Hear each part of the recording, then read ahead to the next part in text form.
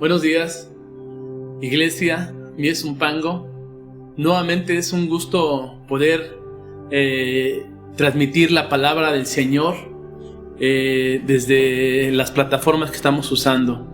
Hoy, 24 de enero, el último domingo de este mes, donde dedicamos el día del Señor para escuchar la palabra, para estudio de la palabra.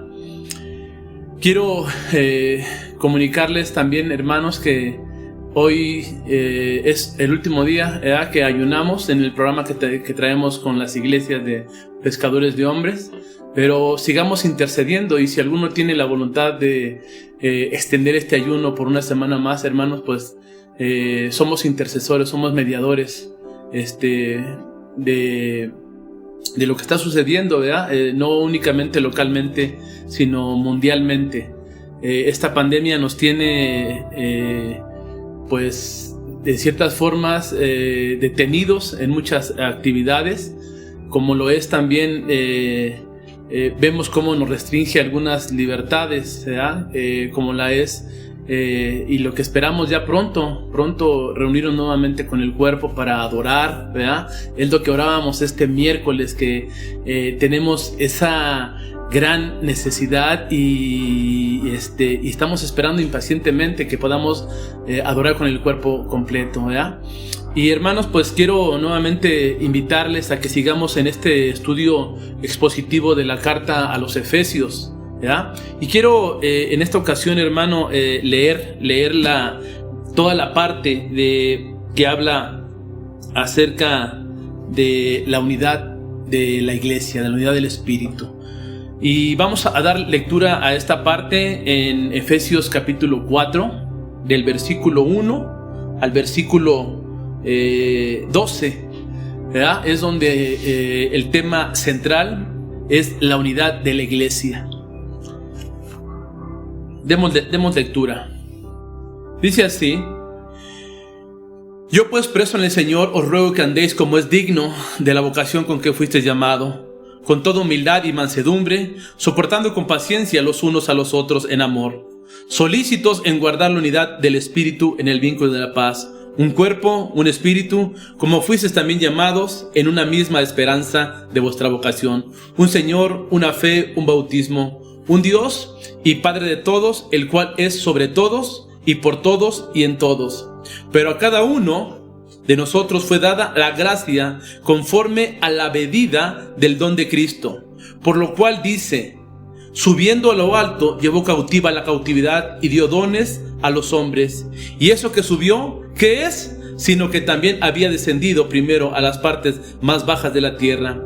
El que descendió es el mismo que también subió por encima de todos los cielos para llenarlo todo. Y él mismo constituyó a unos apóstoles, a otros profetas y a otros evangelistas, a otros pastores y maestros, a fin de perfeccionar a los santos para la obra del ministerio, para la edificación del cuerpo de Cristo. Y esta es la sección completa, hermano. El día de hoy estaremos únicamente puntualizando un estudio del versículo 7. Dice versículo 7: pero a cada uno de nosotros fue dada la gracia conforme a la medida del don de Cristo. Hermano, le invito a que vayamos a una oración para poner este tiempo en las manos del Señor, para poner nuestras vidas, nuestros oídos, nuestro corazón dispuesto, alineado con la voluntad del Señor. Padre, bendito Dios, Señor, en esta mañana, Rey hermoso, te damos gracias, bendito Dios, Señor, porque tu bondad y tu misericordia, Señor, aún están con nosotros, bendito Dios, Señor. Están con la iglesia, están con la comunidad, bendito Dios, Señor. Padre, en esta mañana, bendito Dios, Señor, te pedimos, Señor, que si bien es cierto que a la distancia, bendito Dios, Señor, pero para ti, bendito Dios, para tu Espíritu, Señor, y para tu poder, Señor, no hay nada, Señor, que impida, bendito Dios, Señor, que tu palabra, bendito Dios, Señor, haga, bendito Dios, Señor, la transformación, Señor, haga el efecto necesario, bendito Dios, Señor, para que el cuerpo sea y siga siendo moldeado, Señor, por tu Espíritu, bendito Dios. Padre, disponemos, Señor, nuestros oídos, disponemos nuestro corazón, disponemos, Señor, completamente nuestra vida, bendito Dios, Señor, para que tú hagas conforme tú quieras, bendito Dios. Tú, Señor, eres el alfarero, nosotros únicamente barro en tus manos, bendito Dios. La iglesia entera, bendito Dios, barro en tus manos, bendito Dios. Por eso, Padre, tú tienes, Señor, el poder, la libertad, Señor, y la soberanía, bendito Dios, Señor, de hacer conforme tú lo quieras para nosotros, bendito Dios. Habla, Padre, a nuestra vida, habla a nuestro corazón, bendito Dios. Tus siervos escuchan, Padre, en el nombre de Jesús. Amén. Y hermano, ya habiendo dejado el versículo 6 de Efesios 4:6 atrás, donde puntualmente estamos viendo la unidad de la iglesia, ¿verdad? Yo quiero, hermano, que usted entienda que este tema es de suma importancia, ¿verdad? Por cuanto de él dependen tres cosas muy importantes. Primeramente, que la unidad de la iglesia va a dar una mayor gloria para Dios en el mundo.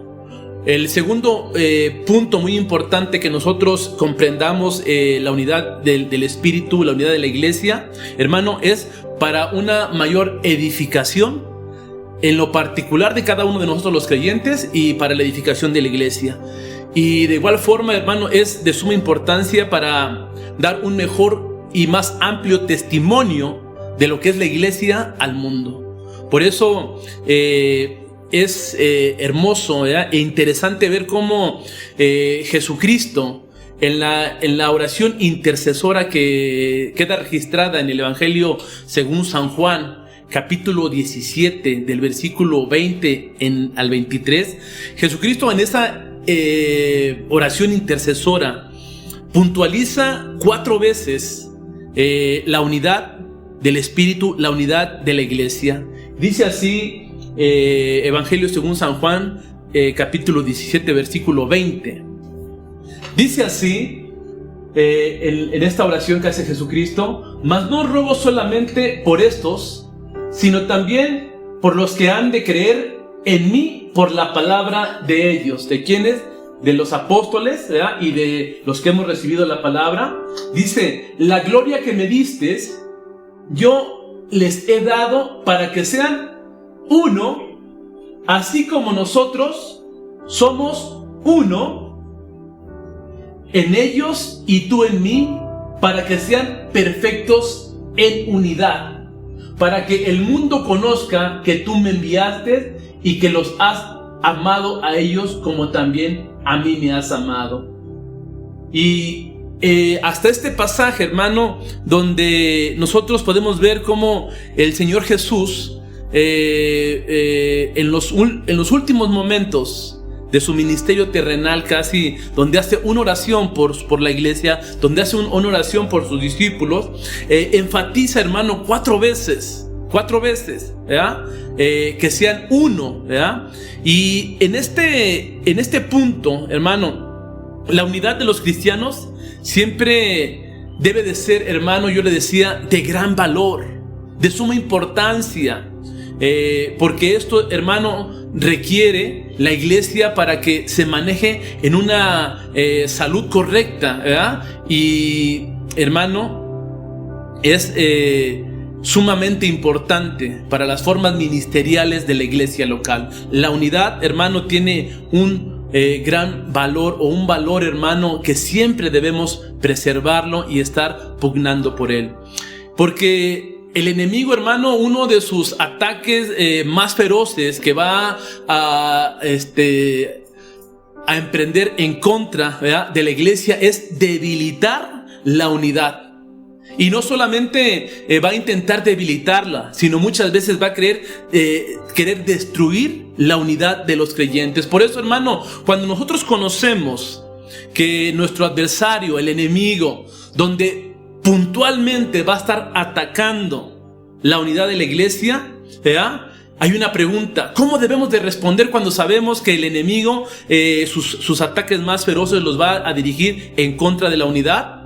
Y la respuesta sería, cuando nosotros vemos en este mismo capítulo, ¿verdad?, de Efesios 4, Y en esto, hermano, yo sé que a lo mejor estamos remachando esta palabra, pero es necesario, hermano. Dice Efesios 4:2, ¿cómo debo de responder a los ataques feroces del enemigo en contra de la unidad?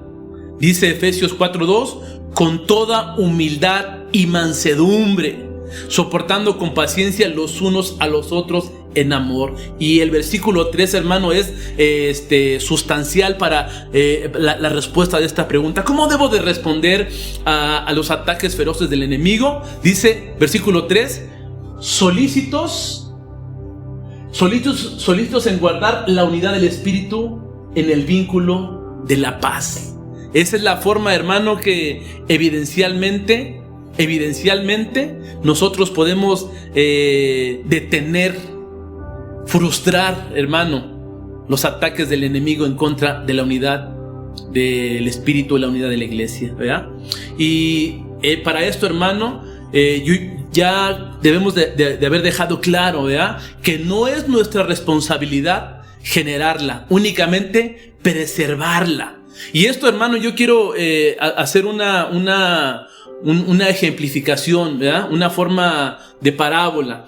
Fíjese que la unidad de la iglesia es similar al vínculo matrimonial, porque el Señor dispuso que en la celebración del pacto del vínculo matrimonial, los dos pasaran a ser uno. Dos haciéndose uno, como lo vimos hace un tiempo en matrimonios. Eso es lo que dispuso el Señor, que a través de ese pacto matrimonial, dos llegaran a ser uno. Pero es evidente, hermano, que aun cuando muchos han pasado por ese pacto del vínculo matrimonial, muchas parejas, hermano, no evidencian la unidad, aun cuando el Señor la dispuso. Así es también para la iglesia, ¿verdad? Aún el Señor, hermano, ya nos lo ha dicho, que Él ya ha dejado por hecho la unidad. Él creó la unidad, Él desarrolló la unidad de la iglesia, pero es evidente, hermano, que en muchas iglesias no se evidencia la unidad. Por eso la forma, hermano, tan imperante, ¿verdad?, tan insistente, tan puntual de estar, hermanos, refiriéndonos a la unidad de la iglesia. Esa unidad debe de ser visible en la práctica. Visible en la práctica, porque, hermano, aun cuando yo le digo que el enemigo va a estar muy puntualmente atacando el vínculo de la paz en la unidad del Espíritu, si usted únicamente tiene la unidad del Espíritu o la unidad de la iglesia en una forma ideológica pero no práctica, ¿qué es esto? Yo tengo la idea porque sé lo que dice la Biblia y incluso tengo hasta el deseo de tener la unidad con los demás, pero no lo practico. Y eso, hermano, el enemigo diría: así quédate, no necesitas practicarla.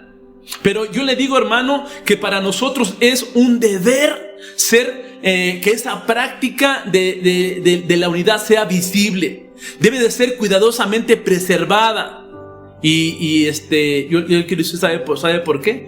Porque puede verse afectada específicamente en el trato en el uno con el otro. En la práctica de la iglesia, donde estamos reunidos, donde estamos ejerciendo la voluntad del Padre, donde estamos en la comunión unos con otros. Ahí, hermano, ahí es donde la unidad del Espíritu debe ser visiblemente práctica, ¿verdad? Dios así dispuso, y toda la iglesia en unidad, ¿verdad? Pero responsabilidad de todos y cada uno, que eso que Dios ya dio a la iglesia se ejerza. Tenemos que ejercer, hermano, lo que Dios ya puso. Así yo lo decía, ¿verdad? Y fue el ejemplo, a lo mejor me quedé un poco corto. Yo quería hacer ese ejemplo porque Dios dispuso que el hombre y la mujer en el vínculo matrimonial puedan ser uno, porque lo ejercen. Porque aún con las diferencias que cada uno trae de sus ideologías, al unirse uno, ¿verdad?, no importan tanto mi ideología, no importa tanto mis principios y mis valores. Ahora lo que más importa son los principios y valores que tenemos como comunidad, como unidad. Asimismo, la iglesia, Dios ya lo dispuso y así tenemos nosotros, hermano, que preservarlo, ¿verdad? Y este tema, hermano, quise dejarlo, ¿verdad? Como dirían, ya, hermano, acomodado, ¿verdad? En los primeros 6 versículos el Señor habla de esta unidad. ¿Y qué va a hablar en adelante del versículo 7 al 12? Pablo seguirá abordando el mismo tema, mi hermano, pero desde un diferente ángulo, ¿verdad? Entonces, para dejar el versículo 1 al 6 ya acomodados, ya vimos, hermano, que la unidad debe ser preservada, ¿verdad? Y que esta unidad depende de las realidades eternas. Un solo Señor, una sola fe, un solo bautismo y etcétera. En esas realidades eternas, hermano, es donde tiene su gran peso la unidad de la iglesia. Y en adelante le decía yo que del versículo 7 al 12 Pablo sigue abordando el tema de la unidad, hermano, pero desde una perspectiva diferente. Ahora Pablo va a explicar que esta unidad no significa uniformidad, o si usted lo quiere poner de forma positiva, la unidad es perfectamente compatible con la diversidad. Repito, la unidad es perfectamente compatible con la diversidad. Es lo que va a hablar Pablo y específicamente abordaremos el versículo 7, ¿verdad? Hemos entendido, hermano, que somos uno, pero no somos idénticos. Así como el cuerpo humano es uno, está formado por diversos miembros con características y funciones muy diferentes, ¿verdad? Así es la iglesia. Y esa es, hermano, una de las enseñanzas. No vamos a ir para allá ahorita. Es una de las enseñanzas primarias de Pablo en la carta a los Corintios, ¿verdad? Ahí por ahí del capítulo 12. Pero tenemos que entender que así también la iglesia, mi hermano, está formada por diversos miembros que forman un solo cuerpo, ¿verdad? Pero el tema, como lo va a exponer Pablo en el versículo 7, es el tema: la unidad en la diversidad. O somos uno siendo completamente diferentes, ¿verdad?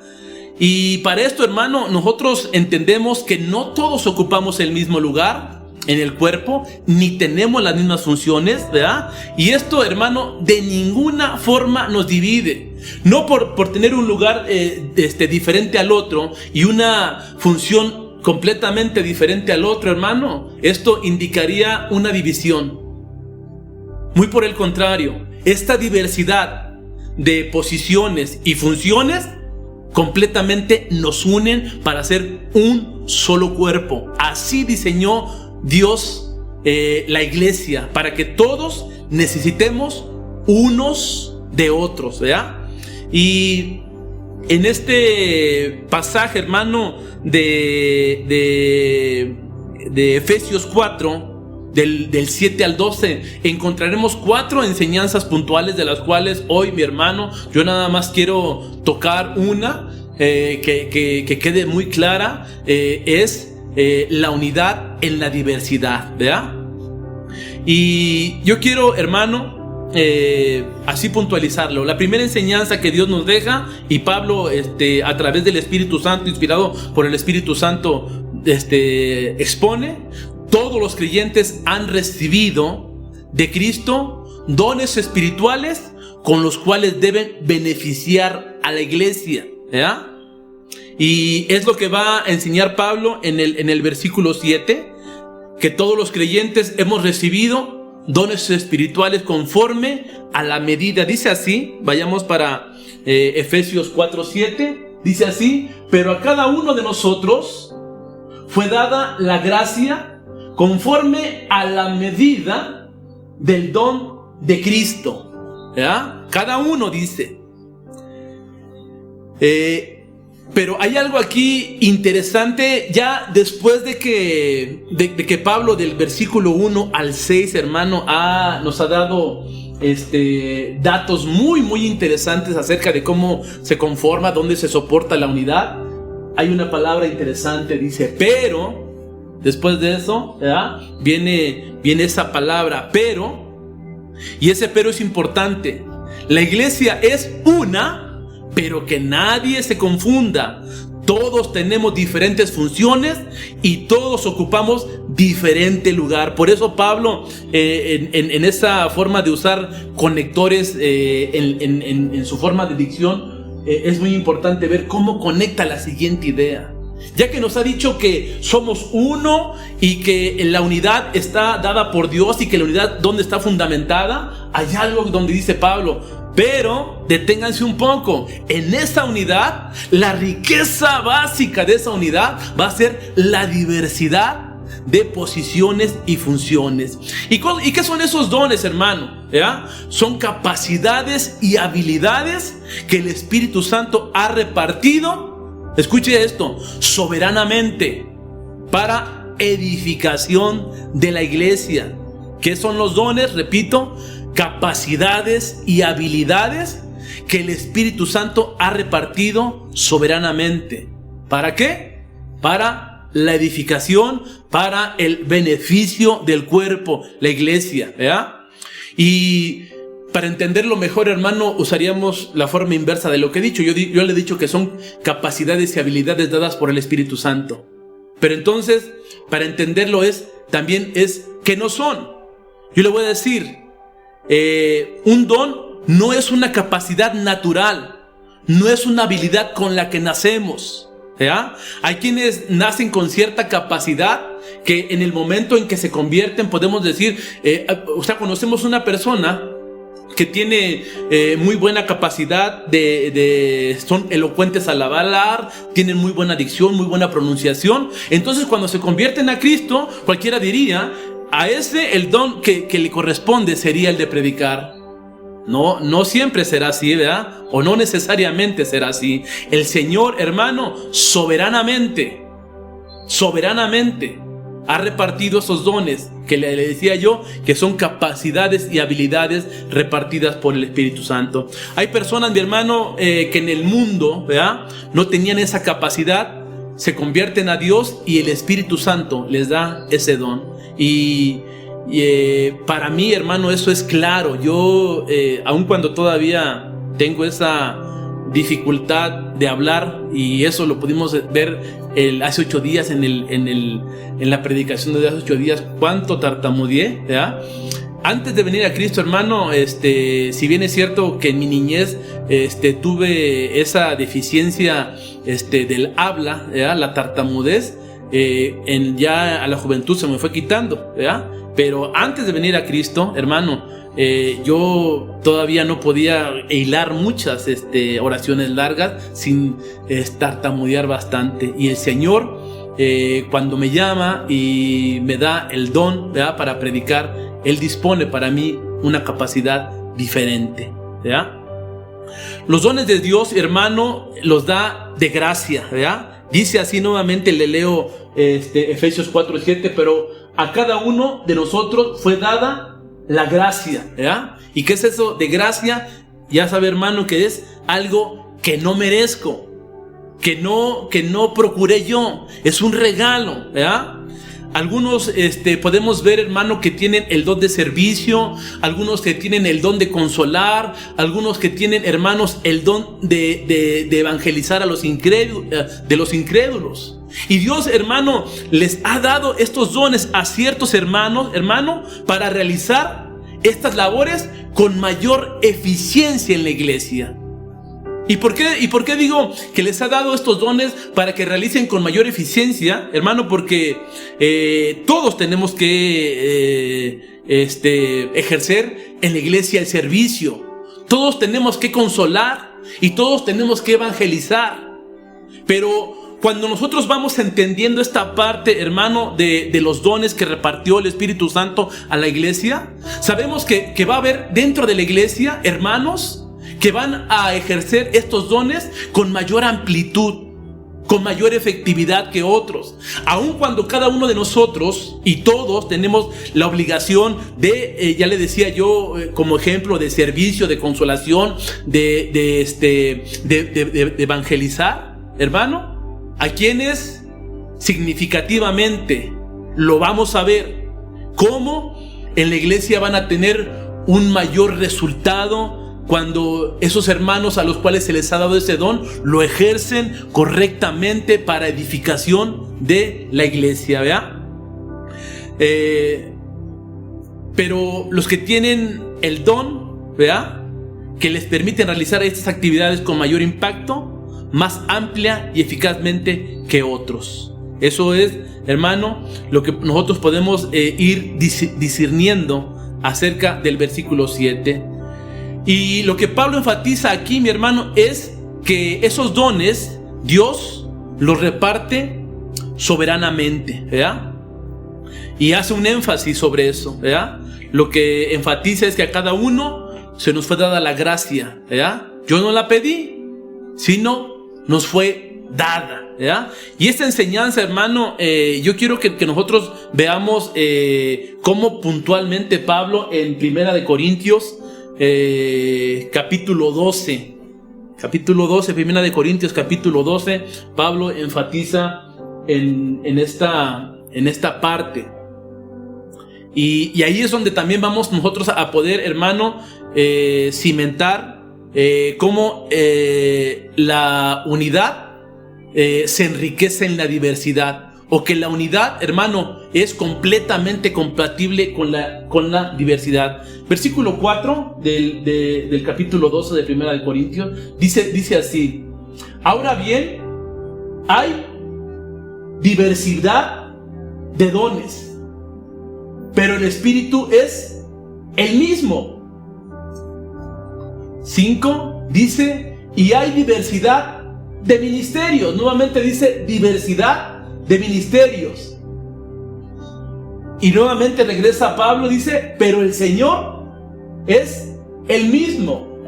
Versículo 6 dice: y hay diversidad de operaciones, pero Dios, que hace todas las cosas en todos, es el mismo. Entonces aquí, hermano, en estos primeros 3 versículos nosotros estamos viendo cómo en la diversidad hay unidad. Un solo Dios, recuerda esa parte, un solo Señor, ¿verdad? Pero hay unidad en la diversidad. Versículo 7 dice así: pero a cada uno les es dado la manifestación del Espíritu para provecho. El Espíritu, hermano, también dice aquí, se manifiesta. El Espíritu, la parte de que he sido lleno del Espíritu, que he sido bautizado, que he sido unido a un cuerpo, también es en la manifestación del Espíritu, dice, para provecho, ¿verdad? Y más adelante vamos a ver que aquí no dice para provecho de uno mismo, sino es para provecho del cuerpo y de la iglesia. Versículo 11, por favor. Dice: pero todas estas cosas, ya después de que ha hablado Pablo acerca de los dones, dice: pero todas estas cosas las hace ¿quién? Uno. ¿Quién es ese uno? En el que el cuerpo está unido, un solo Señor, y el mismo Espíritu repartiendo a cada uno en particular. ¿Qué dice esta parte, hermano? Como Él quiere. Aquí, hermano, es donde Pablo nos enseña y hace énfasis acerca de la soberanía. Como Él quiere, ¿ya? Como Él quiere. Y versículo 18, por favor. Dice: mas ahora Dios ha colocado los miembros, cada uno de ellos, en el cuerpo, que dice nuevamente, como Él quiso. ¿Ya? Aquí, hermano, pues sí extraño las respuestas del cuerpo, ¿verdad? Cuando decimos, ¿cómo dice? Como Él quiso. Nuevamente, versículo 11 y 18, aquí estamos viendo, ¿verdad? El 11 terminando, ahí nos quedamos en el 18, el 11 terminando, como Él quiere, 18 terminando, como Él quiso, ¿verdad?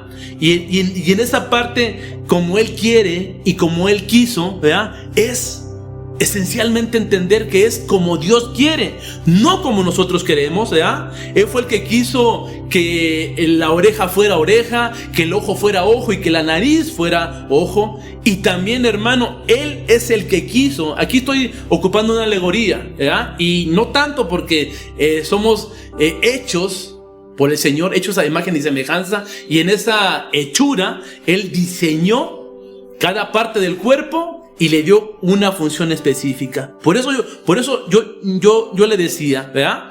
Que Él fue el que quiso que la oreja fuera oreja, que el ojo fuera ojo y que la nariz fuera nariz. Pero además de eso también dispuso que la oreja tuviera la función de escuchar, el ojo tuviera la función de ver y la nariz la función de oler, ¿verdad? Él es en la soberanía, mi hermano, el que reparte. Él es en la soberanía que da la función específica a cada uno, ¿verdad? Nuevamente, Efesios 4:7 dice: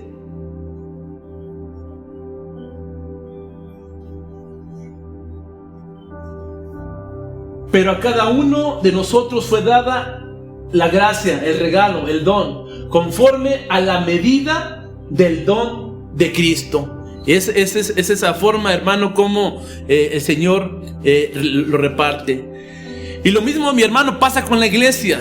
Los dones fueron repartidos conforme a la medida del don de Cristo. En otras palabras, mi hermano, podríamos decir, Cristo, el Señor, asignó a cada uno una medida de gracia en lo particular, como Él quiso, mi hermano, a cada uno Él, pero eso sí, haciendo específico. Cuando el Señor habla, que dice que a cada uno, tenemos que entender que no hay nadie en la iglesia a cual no le haya sido repartido un don a la medida en la soberanía de Dios, ¿verdad? Y a cada iglesia, mi hermano, en general, el Señor de igual forma reparte dones. Hay iglesias, mi hermano, donde usted visiblemente puede ver que los dones abundan. Y usted puede ver que hay iglesias que los dones faltan, pero eso también es soberanamente. El Señor es el dueño y Señor de la iglesia, ¿verdad? Pero aquí hay que entender, mi hermano, que es a ti que Dios te dio la capacidad de lo que necesita tu cuerpo local, tu iglesia local, una medida exacta, ¿verdad? Ni menos ni más. Cuando nosotros encontramos, mi hermano, esta parte, ¿verdad? Conforme a la medida del don de Cristo. Y esto, hermano, hace referencia y de forma directa, dice del regalo de Cristo. Y esto hace, hermano, que reflexionemos en que la obra completa de Cristo fue un regalo para la humanidad. Y a esa obra, ¿verdad? El don de Cristo para la humanidad, no le hace falta nada. Es una obra completa, como lo hemos dicho. Es una obra, mi hermano, que en este tiempo la iglesia no le añade, pero que tampoco la iglesia le puede quitar a esa obra. Por eso cuando dice que nos fue dado conforme a la medida del don de Cristo, hermano, es una medida completa, que no le hace falta nada ni le sobra nada, ¿verdad? Y nosotros podemos ir entendiendo, hermano, así como el ojo no puede pretender oler, ¿verdad? Porque no fue diseñado con esa función, así los creyentes deben aceptar con gozo el lugar y la función que Dios les asignó para servir a la edificación de la iglesia local. Nadie debe envidiar un don, ni nadie debe despreciar los dones. Hay dones, hermanos, que son muy prácticos, ¿verdad? Y con estos prácticos podemos hablar desde su forma de ver, ¿verdad? Hay dones que son muy prácticos y dones que son muy extensos. Pero no porque un don sea muy extenso o quien tenga un don muy extenso puede, hermano, menospreciar, ¿verdad? Un don que sea muy práctico para la iglesia, ni aquel que tiene un don muy práctico, hermano, puede envidiar a aquel otro que tiene un don muy extenso. Y fíjese que yo reflexionaba acerca de esto, ¿verdad? Cuando nosotros queremos pensar acerca de la función del cuerpo, la función de la respiración, ¿verdad? Si hiciéramos la pregunta, oye, ¿dónde crees que sea ¿dónde crees que esté ubicada la función más significativa de la respiración? Cualquiera diría en los pulmones, ¿verdad? Y en los pulmones en tamaño son más grandes que las cavidades, que la boca y la nariz, ¿verdad? Pero usted sabe qué pasaría si en la función de la respiración el pulmón diría: no necesito a la nariz ni necesito a la boca, ¿verdad? Porque esos dones son más pequeños, porque esas funciones son más pequeñas. Déjeme decirle, hermano, que la gran función de respiración no se llevaría a cabo, aun cuando estos dos miembros, la boca y la nariz, son, podríamos pensar, menores en función en la respiración que los pulmones. Unos dependen de otros, ¿verdad? No porque tengamos un don muy grande, hermano, vamos a despreciar los dones pequeños. Todos somos distintos y todos nos necesitamos unos a los otros. Lo mismo, hermano, el que predica necesita esencialmente del que ora por el que predica. El que predica no se ve, ¿verdad? Pero cuando uno entiende que el que predica tiene efectividad en la palabra por el sustento de la oración de los demás, dirían: mi función es dependiente de otra función. Y entonces cada uno, en su función dependemos. A lo mejor mi función se puede ver mayormente en la iglesia, y la función del que ora por mí, que el que predico, no se ve. Pero uno sin otro, hermano, dejan de tener la intención de Dios y la funcionalidad que Dios ha provisto para la iglesia, ¿verdad? Cuando alguien en la iglesia, mi hermano, no hace lo que le corresponde, está afectando completamente a los demás. Completamente a los demás. En la misma alegoría, usted se imagina si la boca y la nariz rehusaran hacer su función para la respiración. Completamente, hermano, estaríamos hablando de una defunción, ¿ya? Porque ya no hay función. Hay algo que debe hacerse con la efectividad que debe hacerse, ¿verdad? Porque la persona que Dios capacitó para hacer esa función más excelentemente, ¿verdad? de lo que se requiere, ¿verdad? Cuando hay alguien, hermano, que Dios ha dispuesto para que haga esa función, porque ya le decía yo que todos tenemos la función de servir, todos tenemos la función de evangelizar, pero cuando Dios proveyó de ese don a alguien en particular, y ese alguien en particular que Dios le dio ese don para que lo hiciera con excelencia dentro del cuerpo, no lo está haciendo, hermano, estamos siendo afectados completamente el cuerpo, ¿verdad?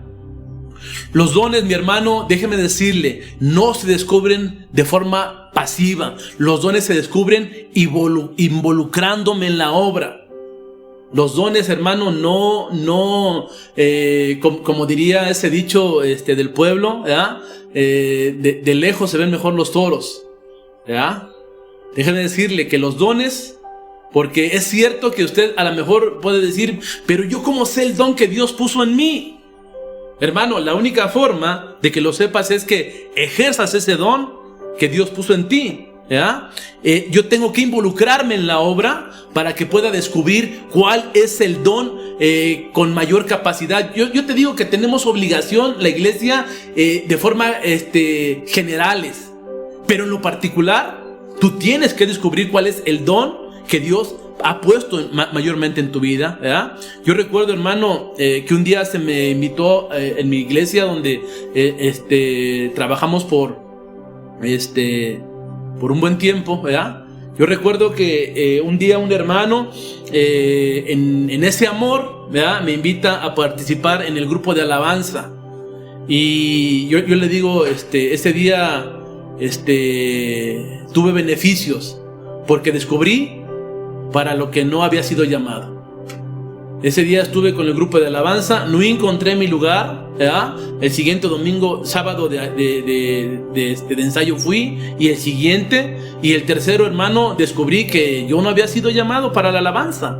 Y ¿quién diría, se perdió ese tiempo? No, fue ganancia, porque descubrí dónde no era mi lugar, para seguir buscando dónde era mi lugar. Y recuerdo también, así como una hermana un día me invitó a participar a las reuniones de servicio, y fue ahí, hermano, donde descubrí y cuál era mi servicio para empezar en el cuerpo, ¿verdad? En ese entonces me mandaron a dar clase a los parvulitos a los pequeños de 4 años.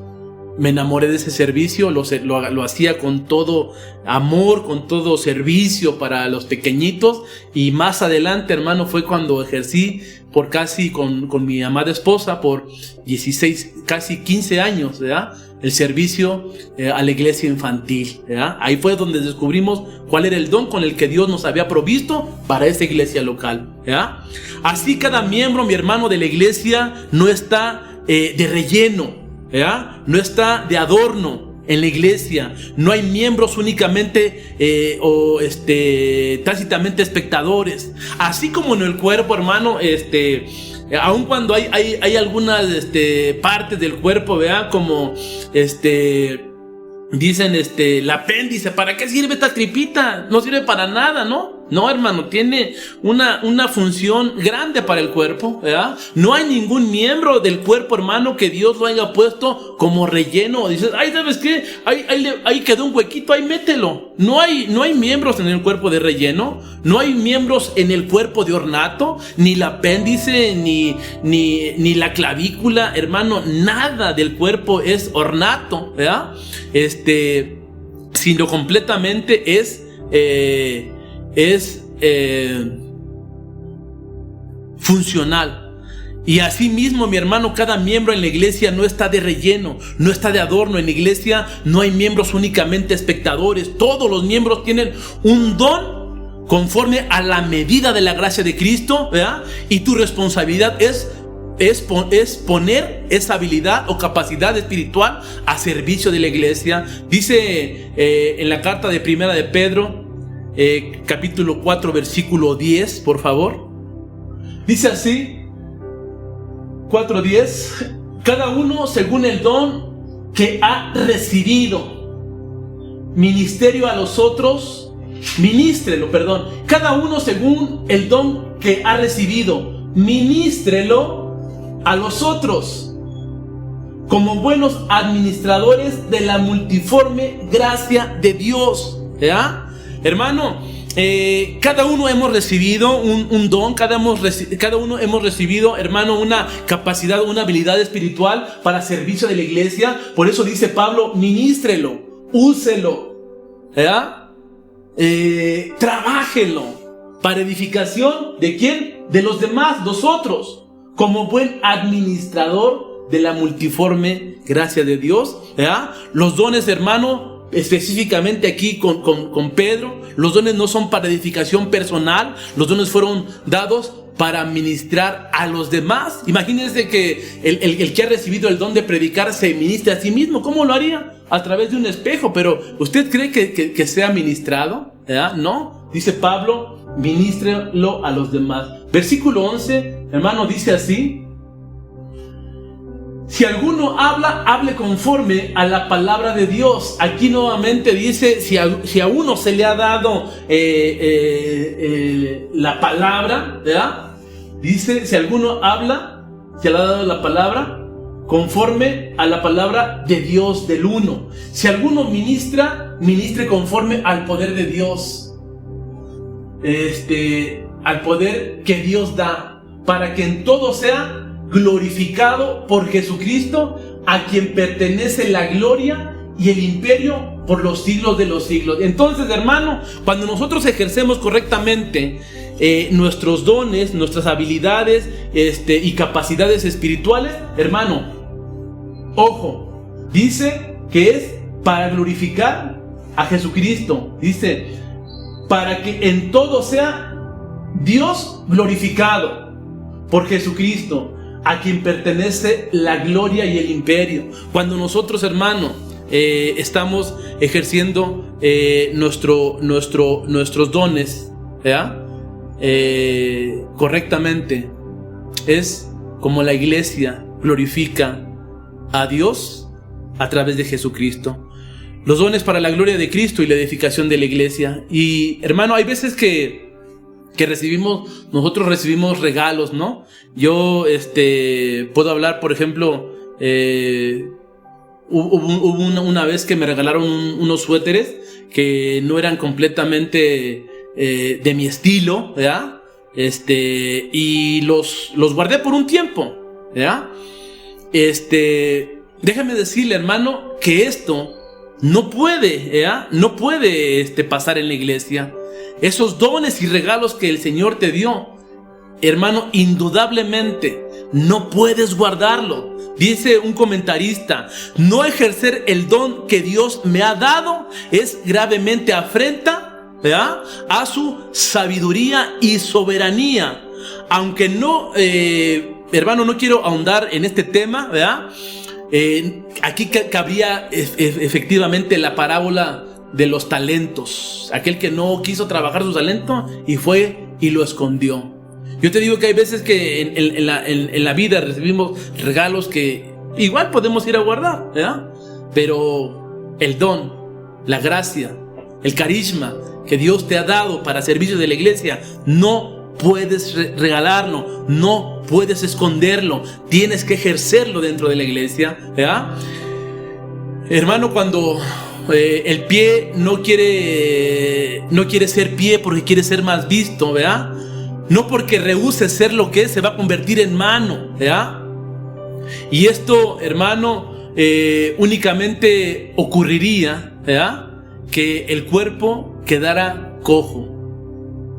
Cuando alguien no quiere ejercer el don que Dios le ha dado para edificación de su cuerpo, ¿verdad?, y rehúsa hacer su función, esa función, hermano, aun cuando alguien quiera entrarle, ¿verdad?, como dicen vulgarmente, al quite para sustentar ese ministerio que otro dejó de hacer, hermano, ahí habrá disfuncionalidad.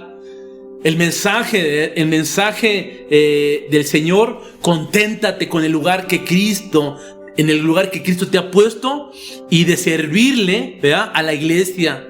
Porque en la medida que cada miembro haga una función y su función, en esta medida la iglesia, mi hermano, se fortalecerá, tendrá más robustez y en esa misma medida irá creciendo con sanidad. Pero hablando en contraria forma, en la medida en que la iglesia, los miembros rehúsen hacer su función dentro del cuerpo, hermano, tendremos un cuerpo casi siempre en deficiencia o debilitado, ¿verdad? No puede haber meros espectadores en la iglesia, en el cuerpo de Cristo, ¿verdad? Le decía que para terminar quiero hacerme referencia a una pregunta que hace Jesucristo, ¿verdad?, en el Evangelio según San Lucas, en el capítulo 22. Pero quiero leerle a partir del versículo 24, antes de llegar a esa pregunta. Dice, hubo también entre ellos, ¿quiénes son ellos? Los apóstoles, una disputa sobre quiénes de ellos sería el mayor. Dice 25, pero él les dijo, los reyes de las naciones se enseñorean de ellas, y los que sobre ellas tienen autoridad son llamados bienhechores. Dice, regresamos, 25. Dice, los que se enseñorean de ella, dice, tienen autoridad. La autoridad, hermano, viene del bien hacer. Había una pregunta entre los apóstoles, oye, ¿quién será el mayor? ¿Quién tendrá mayor autoridad? Y dice el Señor simplemente, la autoridad viene del hacer, del servir. Y es aquí, hermano, donde el Señor va a hacer una pregunta. Versículo 26 dice, mas no así vosotros, sino sea el mayor entre vosotros como el más joven, y el que dirige como el que sirve. Fíjense, 26. Dice, sino sea el mayor entre vosotros como el más joven, y el que dirige como el que sirve. Ahora sí, vamos a la pregunta. Dice 27. ¿Por qué? ¿Cuál es mayor, el que se sienta a la mesa o el que sirve? ¿No es el que se sienta a la mesa? Dice, mas yo estoy entre vosotros como el que sirve. Hermano, y entonces de esta pregunta, cuando el Señor le pregunta, oye, ¿quién es mayor? En un festejo, ¿quién es mayor? O sea, a la simple vista. Cuando tú llegas a un festejo, tú sabes quiénes son los más importantes. Porque incluso pueden estar hasta sentados en la mesa de honor. Pero dice el Señor, en el reino de los cielos, en el cuerpo, es diferente. La reflexión sería así: si el Señor de la casa es el que sirve a la casa, ¿cuánto más sus siervos del Señor serviremos a la casa del Señor? Ya, hermano, a este punto, ¿verdad? Cuando hemos visto, hermano, que el Señor es soberano al repartir dones, que Dios es soberano al repartir habilidades y capacidades para edificación de la iglesia, que Él ha dado y repartido como Él ha querido, ¿verdad? Nosotros, hermano, en la condición de siervos, tenemos que aceptar la condición en la que el Señor nos ha puesto. Porque si yo no acepto la condición en la que el Señor me ha puesto y rehúso hacer mi función, hermano, el cuerpo se estará debilitando. Y recuérdate la primera parte, la unidad del Espíritu, donde dice solícitos en guardar. Yo debo estar solícitos en ejercer mi función en la cual el Señor me puso en el cuerpo. No puedo rehusarla porque estoy rehusándome, estoy contraponiéndome al Señor de la casa, contraponiéndome a la voluntad sabia, completamente sabia y eterna del Dios, el cual me añadió un cuerpo. Él es sabio y Él es eterno.